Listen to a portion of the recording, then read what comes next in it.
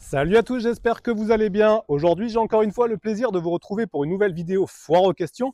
Vous savez que vous êtes nombreux à me poser régulièrement des questions, que ce soit en commentaire ou sur le groupe Facebook. J'en ai encore une fois sélectionné 5 et on va tâcher d'y répondre ensemble. C'est parti!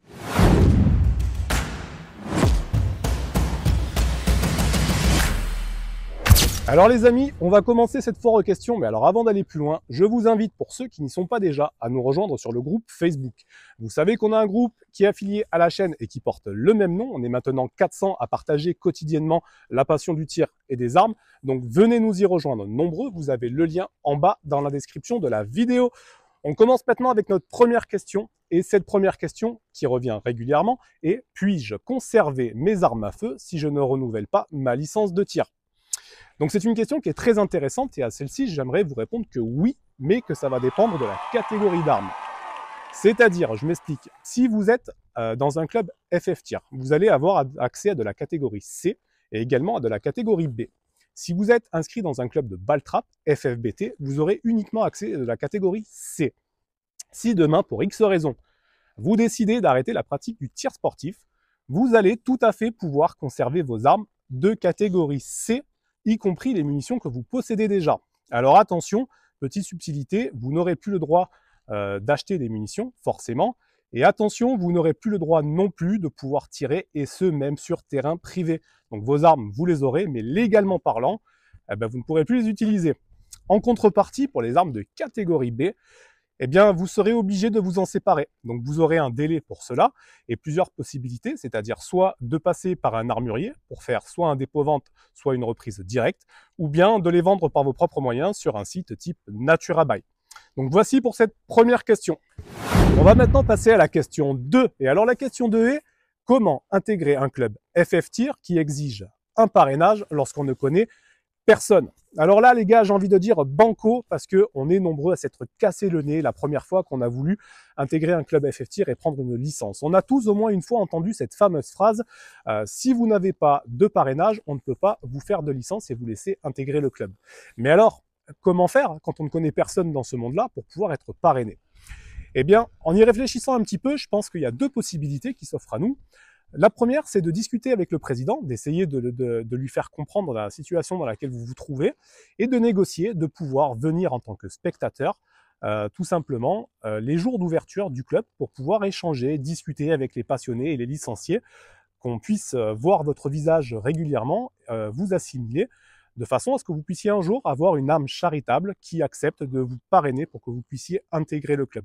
Donc ça, c'est la première possibilité, je pense, et qui est tout à fait légitime. La deuxième possibilité, en y réfléchissant un petit peu qu'on pourrait avoir, c'est tout simplement de chercher à adhérer à un groupe d'armement, un groupe Facebook par exemple, comme le nôtre. D'ailleurs, encore une fois, venez nous y rejoindre, vous avez le lien en bas dans la description. Et même si vous n'êtes pas licencié de tir, que vous n'avez pas en possession des armes de catégorie C ou bien des armes de catégorie B, ce n'est pas grave, vous avez peut-être des armes de catégorie D, c'est-à-dire des carabines à plomb, vous avez peut-être eu une expérience dans le tir, et vous pouvez tout à fait nous rejoindre sur ce type de groupe, discuter, faire des connaissances avec tous les membres, chercher à savoir s'il y a des gens qui sont un petit peu dans votre région, dans votre coin, dans votre secteur, et de demander au bout d'un moment, quand vous êtes un petit peu connu, s'il n'y a pas une âme charitable qui accepterait de vous parrainer dans son club. Donc ça, c'est une deuxième possibilité, et je pense que avec l'une ou l'autre, vous arriverez normalement forcément à intégrer un club FF Tir en franchissant cette barrière du parrainage qui semble très très compliqué au départ quand on ne connaît personne. Voilà, donc pour la question 2, on va maintenant les gars passer à la question 3. Alors la question 3, légende ou réalité, suis-je obligé de passer par les tests de plusieurs munitions pour trouver celles qui conviennent le mieux au canon de ma 22 LR? Alors, légende ou réalité, c'est vrai qu'on entend beaucoup de tireurs vous dire que un canon a une âme et que vous êtes obligé de passer par ce test de plusieurs munitions pour trouver le bon duo armes-munitions. Vous avez d'autres personnes qui vous diront oulala, ne te casse pas la tête, moi je te conseille telle ou telle marque, ça fonctionne très bien avec ma carabine, tu verras, tu auras de très bons résultats. Donc À qui se fier, qui écouter? Eh bien, j'ai envie de dire que c'est vrai, un canon a bel et bien une âme et que vous serez bien obligé de passer par ce test de plusieurs munitions. Alors, vous savez que pour une même arme, un même modèle, elles sont fabriquées en usine, à la chaîne, mais malgré tout, vous allez pouvoir avoir des différences d'usinage qui se retrouveront, que ce soit sur le canon, sur les pièces mobiles comme la culasse, le percuteur, etc. Et toutes ces petites différences d'usinage, si infimes soient-elles, même au dixième de millimètre, eh bien, feront que votre arme ne sera pas la même que celle du copain, même si c'est le même modèle et la même marque, et que vous allez être obligé de trouver son duo munitions.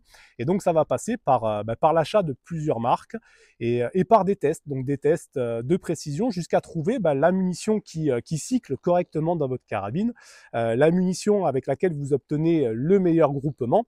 Et une fois que vous avez fait un petit peu ce tri et que vous savez la fourchette de munitions qui convient le mieux à votre arme, eh bien ça sera à vous, par rapport à l'utilisation que vous souhaitez en faire, de choisir celles qui ont le meilleur rapport qualité-prix, qui vous coûteront le moins cher. Donc si vous tirez beaucoup, évitez de partir sur des munitions, même si elles sont bonnes, qui valent cher, sachant que le 22 long rifle est un calibre quand même très accessible, mais il y a des munitions qui sont plus chères que d'autres. Donc essayez de trouver ce bon compromis pour pouvoir vous dire, bon ok, maintenant avec cette arme, je sais que c'est ces munitions qu'il faut que j'utilise. Voilà pour cette légende qui en réalité est bien réelle. Donc chaque canon a une âme et il faut lui trouver son duo. On va maintenant les gars passer à la question 4. Alors la question 4, c'est quelle catégorie d'armes ai-je le droit d'acquérir avec une licence FFBT, donc une licence de balle trap?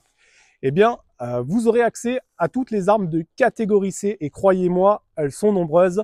Vous n'avez pas simplement le simple calibre 12 que l'on utilise au ball trap.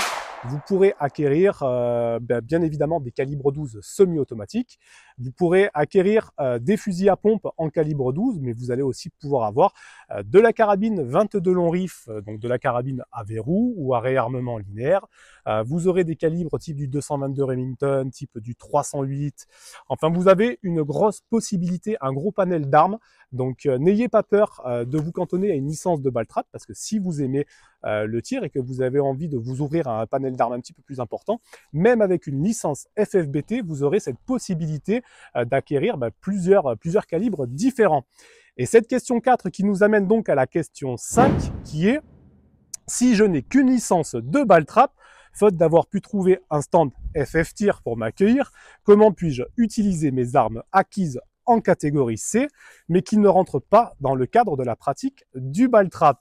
Alors ça revient un petit peu sur la question de tout à l'heure où on parlait du parrainage, où effectivement on s'est cassé le nez, on n'a pas réussi à négocier et à trouver un parrainage pour pouvoir intégrer un stand FF tir. Du coup, on a pris une licence de balle trap. On a pris ça parce que malgré tout, on aimait le balle trap, mais qu'on est passionné de tir et on a envie de s'ouvrir sur d'autres disciplines avec d'autres armes. Mais comment utiliser ces armes si je n'ai qu'une licence de balle trap? Eh bien, effectivement, dans un club de balle trap, vous avez bien souvent la possibilité de pratiquer une discipline qui est peu connue, mais qui est souvent destinée aux chasseurs, qui est le sanglier courant. Donc le sanglier courant, c'est le principe d'une machine avec une cible en forme de sanglier qui va traverser de gauche à droite ou de droite à gauche plus ou moins rapidement. Et vous allez pouvoir utiliser des calibres de chasse différents du 12 pour pouvoir tirer sur cette cible en mouvement. Donc ça peut être fait avec du 44 Magnum à levier de sous-garde. C'est même d'ailleurs hyper intéressant et hyper fun à faire. Vous allez pouvoir le faire avec de la carabine 308, avec d'autres calibres. Donc ça, c'est une possibilité donc, qui vous permet de vous ouvrir à autre chose que du calibre 12. Et ensuite, vous avez la deuxième possibilité, mais qui ne sera pas accessible à tout le monde, c'est-à-dire le tir sur terrain privé.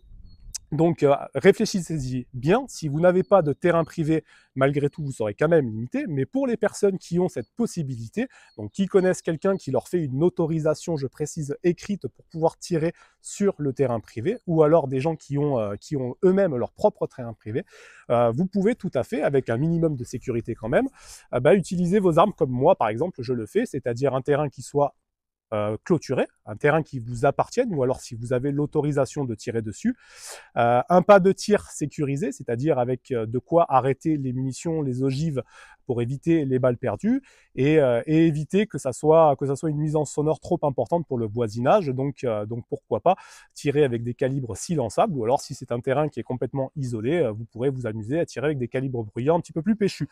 Mais voilà, c'est une possibilité qui s'offre à vous si vous n'avez qu'une licence de balle trap et que vous avez envie de vous éclater avec d'autres calibres.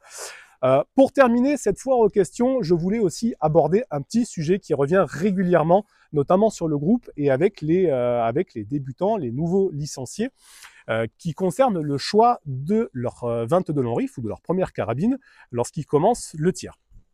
Bien souvent, on a beaucoup de personnes qui se mélangent un petit peu les pinceaux et qui hésitent sur le choix de leur première arme. Notamment, ça revient souvent, vous savez que sur le groupe, on est nombreux à posséder la Pallas, donc la Pallas en 22 long rifle. Alors cette carabine, c'est très controversé, on ne va pas rentrer dans la polémique de bien ou pas bien. Moi, personnellement, je vous dirais que c'est une carabine qui est tout à fait convenable et qui me satisfait puisque je la possède. Mais donc voilà, il y a beaucoup de personnes qui se posent cette question, est-ce que je prends une Pallas ou est-ce que je vais plutôt me diriger sur une carabine type la Ruger, type la CZ, etc.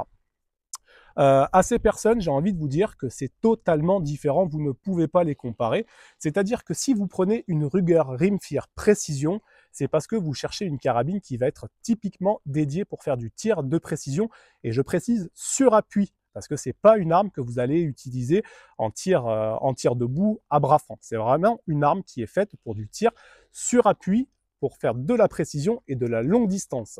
Si en contrepartie, vous êtes intéressé par une arme qui sera plus destinée au fun shoot, aux entraînements de tir debout à bras francs, vous serez plus sur une arme type la Pallas. Ce sont deux armes totalement différentes et il serait totalement illusoire de pouvoir les comparer. Elles n'ont pas du tout la même utilité, au même titre que si on compare les armes, par exemple, des forces d'intervention, c'est-à-dire on va prendre par exemple le raid, vous avez le tireur qui est sur le toit, qui va avoir une arme dédiée à la précision, puisque son rôle, c'est de faire du tir de précision avec une arme qui sera longue, sur appui, avec un bipied, qui sera lourde, avec une lunette assez conséquente et volumineuse qui lui permettra un zoom important. Et en contrepartie, vous aurez les membres de la colonne d'assaut qui vont pénétrer dans le bâtiment et qui, eux, vont avoir besoin d'un G36 ou d'un AR-15, donc une arme qui soit maniable, qui soit légère et qui leur permette de faire du tir de combat, de la progression. Donc ce sont des armes totalement différentes et on peut tout à fait imaginer que dans le RAID ou le GIGN, les tireurs, selon leurs spécificités, ne pourront pas intervertir leurs armes entre eux. Donc chacun aura une arme qui est dédiée à l'utilité qu'il en a, et c'est exactement pareil avec la Pallas et une Ruger Précision Rimfire. Alors bien évidemment, Ruger, c'est une très bonne marque, vous aurez une arme de qualité. La Pallas est loin d'être une mauvaise arme, même si c'est une arme entrée de gamme. C'est une arme qui est tout à fait légitime pour du fun shoot, avec laquelle vous vous ferez plaisir. Enlevez ce côté un petit peu compliqué à démonter, puisque la Pallas se démonte entièrement, ça se fait très très bien avec un petit peu d'habitude. Mais voilà, ce sont des armes totalement différentes, et c'est pas parce que on vous dira que la Pallas elle est moins bien que la Ruger qu'il faut se diriger sur la Ruger. Si vous avez envie de faire du tir à bras francs, des entraînements debout, un petit peu tactique, en mouvement, etc., eh bien la Ruger, elle vous conviendra pas forcément, et vous serez peut-être plus à l'aise avec une Pallas. Pour moi, l'idéal serait d'avoir les deux plateformes pour pouvoir varier les plaisirs et varier les entraînements. Donc voilà, j'espère que cette question aura pu en aider certains d'entre vous, surtout pour les débutants qui se posent cette grosse question, ce dilemme, quoi choisir sur ma première 22 long rifle, et qui tâtonnent un petit peu, qui ne savent pas trop dans quelle direction aller. Voilà, j'espère en tout cas que cette vidéo vous aura plu, qu'on aura pu passer en revue ces 5 questions et que ça vous aura éclairé. Et quant à moi, je vous dis à bientôt pour une prochaine vidéo. Ciao les gars!